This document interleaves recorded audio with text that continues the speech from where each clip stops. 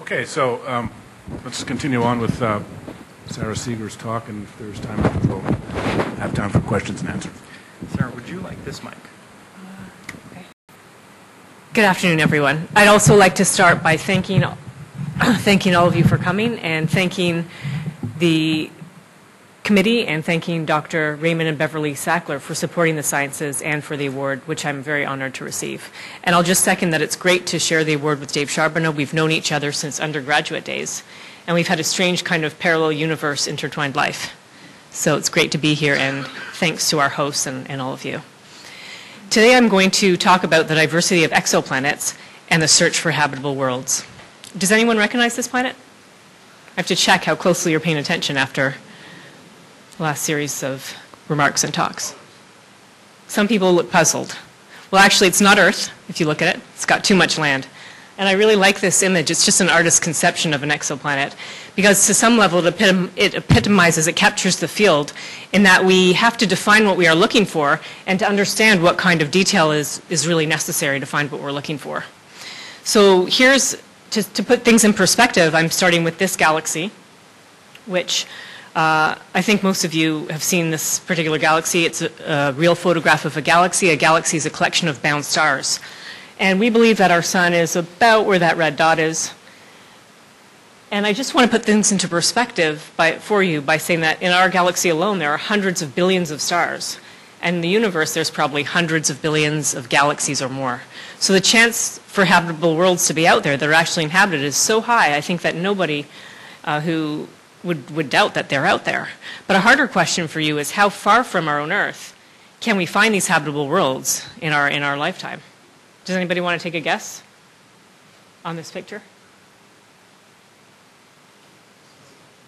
There's a clue actually on the picture. It's within that red dot, within that red circle. That's as far as we're actually looking that we can find a habitable world. And I don't mean an Earth-sized planet, because indeed the Kepler field is outside of the red circle, if this were our galaxy, but where we can follow up with spectra and see the atmosphere and see the biosignatures.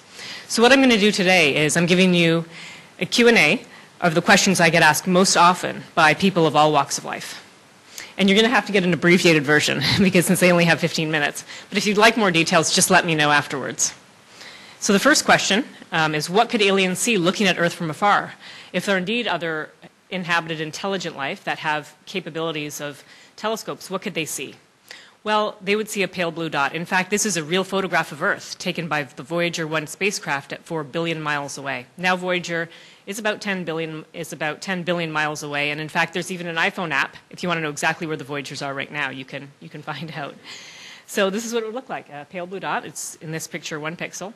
And if you notice, there's a red line, a red kind of area. I like that because to me it represents a zodiacal dust, whereby if someone is looking at us from far away at visible wavelengths, they'll see essentially the dust left over from asteroids that collide.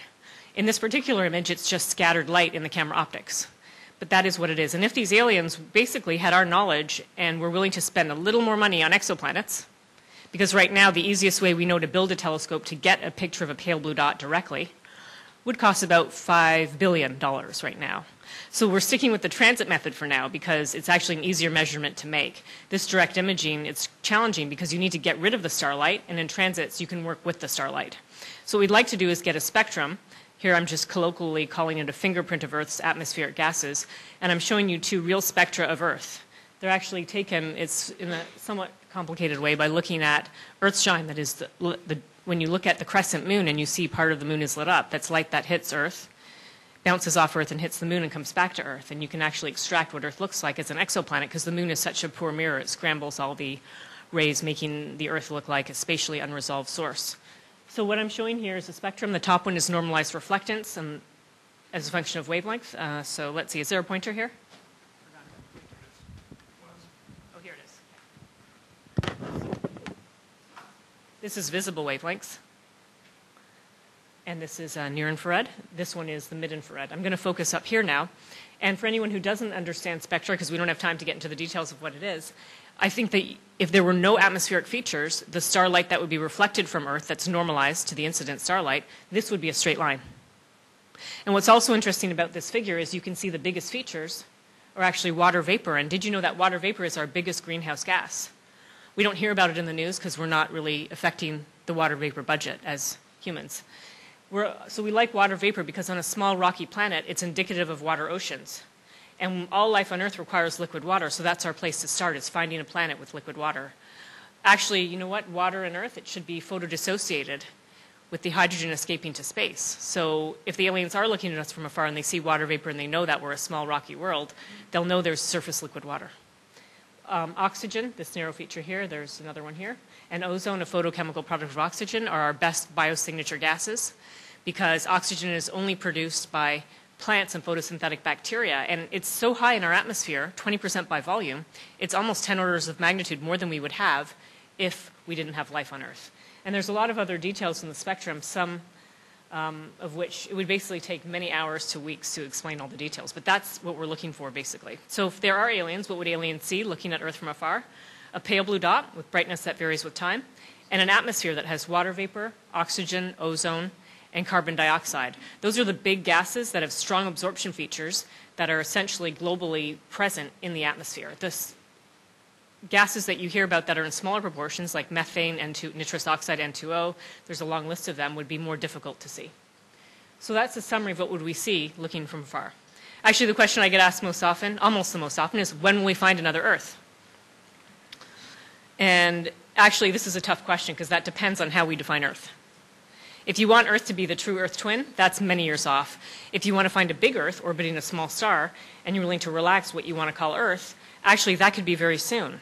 And my one technical graph for this public level talk, I just want to capture the diversity of other worlds. And here I'm showing you, this is an updated graph with planets taken from the Exoplanet Encyclopedia. We were just having a discussion that it's not all accurate, but on the whole it shows you the picture. This is mass in Earth masses, so Earth is here. Semi-major axis, the distance in Earth units from the Sun. Here's one, so Earth and Venus are here, Mercury, Mars, Uranus, Neptune, Jupiter, Saturn. And here are 5 different techniques listed that have been finding exoplanets. Now what I want you to see is how basically this whole upper part of the diagram is filled, which means essentially that exoplanets take on all masses and orbits. The graph doesn't capture, they also take on, we think, all sizes, all orbital parameters like eccentricity. So at sort of face value, there's planets everywhere we look, and it's fair to say that the dark parts of this diagram are dark because we don't have techniques to reach there yet. So it's hard to find Earth. No matter which technique you use, it's very hard. But we believe that this diversity of exoplanets actually does extend to their interior compositions and their masses, and to their interior compositions and their atmospheres. And this is a real challenge for us. Here's just a cartoon showing that, it's just a cartoon showing you, trying to capture the concept that these exoplanet atmospheres in terms of their masses and content and gases, even biosignature gases, could be more diverse than we really can get a handle on right now. So just as one aside, we talked about habitable zones, and in our own solar system, people have worked on the so-called habitable zone where the surface temperature will have liquid water as controlled by the star heating the planet. And this ends about at Mars's orbit because it's sort of a solar system-centric view, but people believe that once carbon dioxide condenses out, you no longer have that greenhouse gas. And there's a feedback effect, it becomes ice and becomes reflective. But if we have a different greenhouse gas, namely we like to think of hydrogen, that some of these planets we're quite sure have hydrogen atmospheres, hydrogen's a terrible greenhouse gas, and it doesn't condense out. So this extends the habitable zone much further out. And the whole world is really open. I'm going to touch on this on my talk tomorrow. But what I wanted to do was talk about the planets that Dave is looking for, the big Earths in the habitable zones of the small stars. And one thing that I work on is models, myself and my research team. We do computer models of applied physics, incorporating some chemistry and photochemistry. And we try to understand what the planet will look like and what it would be like. But instead of going into details of the model today, I will take you on a virtual trip to one of these habitable worlds. This is an artist's conception. And just for the exoplanet people, it was actually of GJ581c. If you remember that one when it was termed habitable, we can also use it for GJ581d, what have you. So the first thing you notice here in this planet, the habitable zone is much closer to the star. Remember, Dave was telling us much closer to the star. And in fact, the star, the sun, and that planet would be so large it would fill the sky. You can see here a picture of a transiting planet. That would be cool if you got to see transiting planets more than once every 120 years. There's what looks like a moon, but it's another crescent planet in the sky. The atmosphere could be totally different. But what's really kind of fun is that on these planets, they're so close to the star that we believe they're tidally locked. That is, they show the same face to the star at all times, just like the moon does to Earth. And this is a low energy state dynamically. And what that means if we could visit that planet would be that the star would be in the same part of the sky at all times. So you could choose where to live. Would you want to live where it's always night? Yeah, if you're an astronomer, you might like that. You could live where it's always day. Or you could visit a vacation where it's always sunset. And we actually saw a beautiful sunset over the Mediterranean yesterday. So that would be great. On the other hand, it might not be such a great place to visit. Dave has started to find that these stars tend to be, well, people have known, but in particular, he's finding also that they're very variable. And some of them may have a lot of high energy output. So if we went to this planet, it would be hard. We couldn't use our iPhones. We'd have trouble communicating by cell phone. And sunscreen would be not even that helpful because it would be so damaging there. So we actually make more detailed models, but that was just a sort of fun virtual trip to one of these worlds. But we believe that because of the diversity of exoplanet masses, their formation and evolution and migration, that the atmospheres and interiors are equally diverse. And there's a big chance for habitable worlds to exist that are very unlike Earth. So the answer to the question, when will we find another Earth, identifying a big Earth around a small star as habitable via atmosphere studies likely requires a future space telescope called the James Webb Space Telescope, launched in 2018. We can find things that we call potentially habitable, but knowing that they have biosignature gases or signs of water in the atmosphere has to wait. A true Earth analog by direct imaging, which I didn't get into the details about, that would be a long time, 15 to 25 years. It's a whole other topic about technology. Now, one of the questions I get asked the most often is funny because I present in the talk that I get asked the most often, and then the question period I get asked it again. And then even later in the question period again, and then after the talk people ask me again. And this is people's favorite question in the whole world. Can we go there? Now, if you're going to laugh, I just want you to know that there are engineers, including people in the United States commercial spaceflight world, who do know what they're doing as evidenced by SpaceX, who believe that we can travel at a tenth the speed of light in the future, or even faster. And this is part and parcel of technologies that haven't been made, solar sail, nuclear pulse propulsion, but more than that, it's launching from low Earth orbit. So if you have a platform in low Earth orbit that you can actually use these new technologies and launch from, people believe that. And I was at a meeting about a year ago celebrating MIT's 150th when there were like 5 people who work in this industry who got up there and just said that with a straight face. I also want to say that as funny as it sounds to us, humans, I believe that we're born explorers. And if you take an audience of, it's not probably going to work out here, but if there's people who are in their 20s, is there anyone, oh, you don't have to tell me if you're in your 20s, but, and this happened to me last weekend. I was in New York City, and I asked the audience, okay, if we find a planet around Alpha Centauri, that's our nearest star system. Alpha Centauri is about 4 light years away, and we do have a way to travel at a tenth the speed of light. Well, let's forget about speeding up and slowing down. And it would take 40 years to get there. And if you're about 20, then you could spend 40 years in the spacecraft traveling. You'll get there when you're 60. Would you go?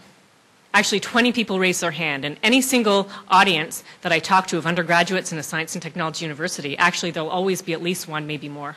And the moderator in this meeting wasn't familiar with exoplanets. He's like, well, how do you get back? And I just said, I forgot. It's a one-way trip. You don't come back from that trip. Who would go? And like, they still raise their hands. So we're born explorers. Someday we will go there. But when I'm talking to a generic public audience, not you, because you're obviously in the know, they don't believe that you can't get there. I explain how stars are far away and the nearest star, and I do the whole thing about if the sun is this big, where's the nearest planet? It's far. And even Voyager 1, which is traveling at about 20 kilometers a second, it would take 70,000 years to get to the nearest star if it was going in the right direction. So it's a ways off. And the answer to can we go there? Not for now.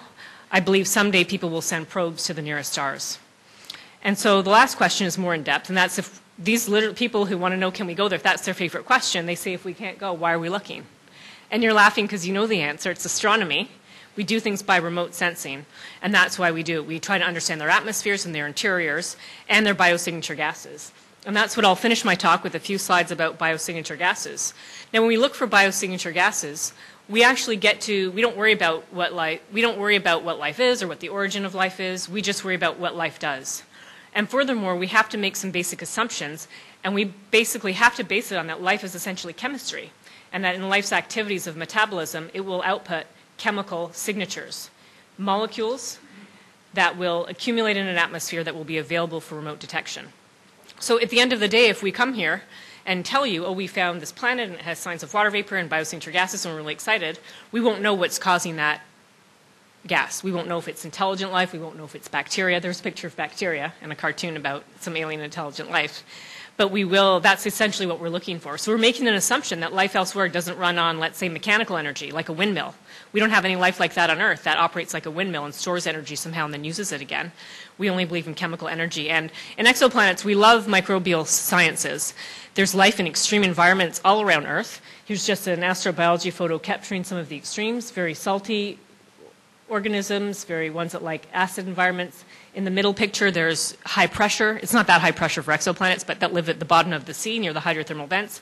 If anyone's been to Yellowstone, you know that life exists even in boiling water. These aren't so extreme as compared to exoplanets, but they give us hope that life could exist elsewhere, and there's a variety of chemical signatures.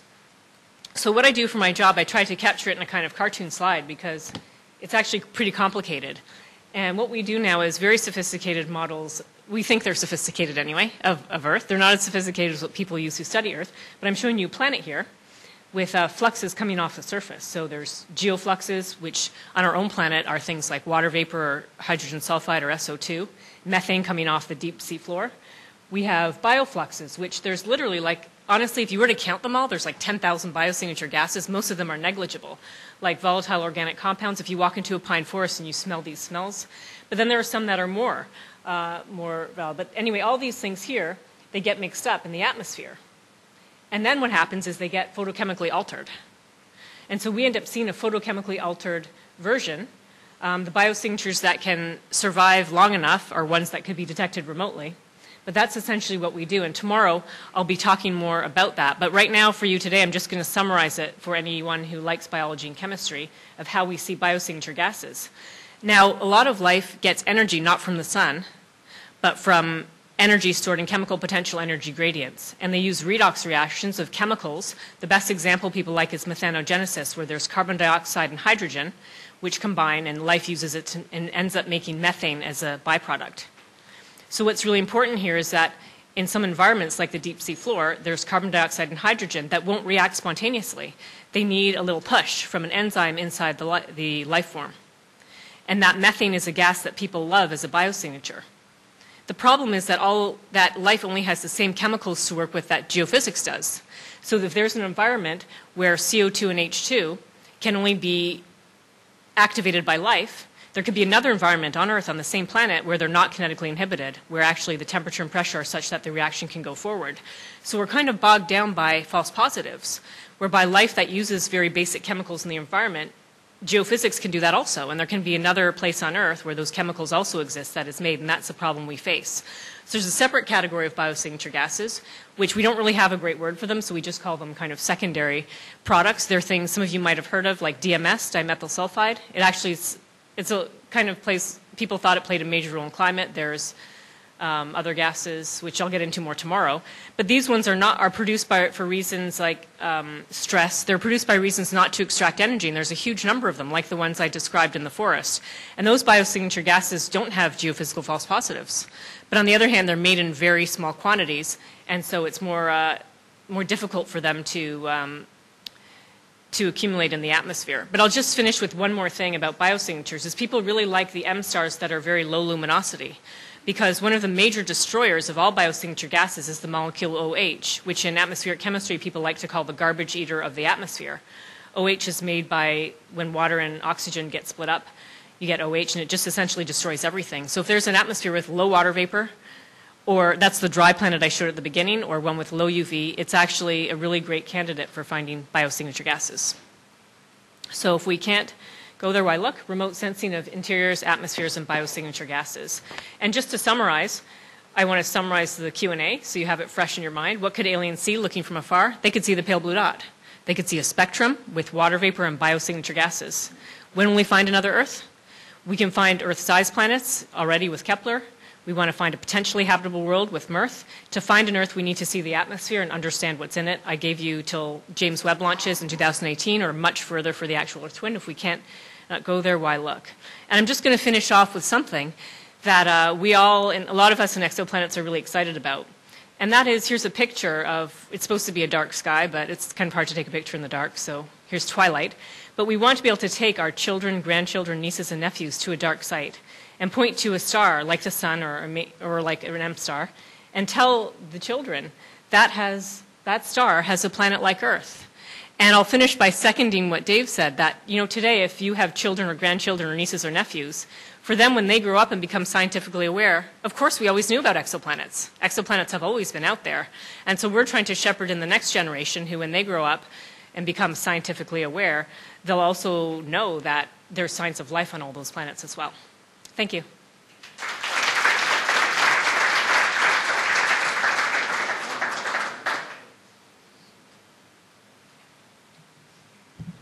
Thank you very much, Sarah. And we have just a few minutes for some questions. I'm going to go back to my first slide.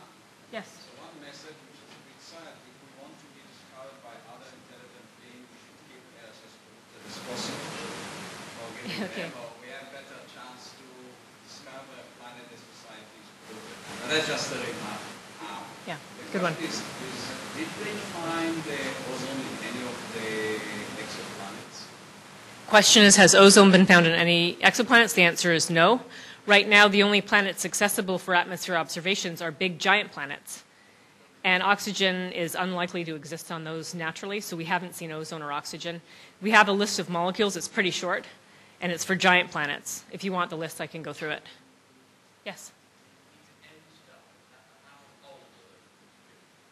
M-stars, I guess they're between 5 and 10 to 15 billion years old or more. Dave? Yeah, that's right. So the M-stars, some of them in our neighborhood have been born only recently, so they're younger.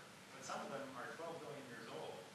They live, they burn hydrogen stably for much longer than the sun will. And so actually there's a very interesting opportunity, which is one of the really exciting questions in planetary science, is how has the Earth evolved over time? How has its atmosphere evolved over time? In astronomy, we can see how the Earth might look in the future, because we can find 12 billion year old Earths and see, how has all the atmospheric chemistry been.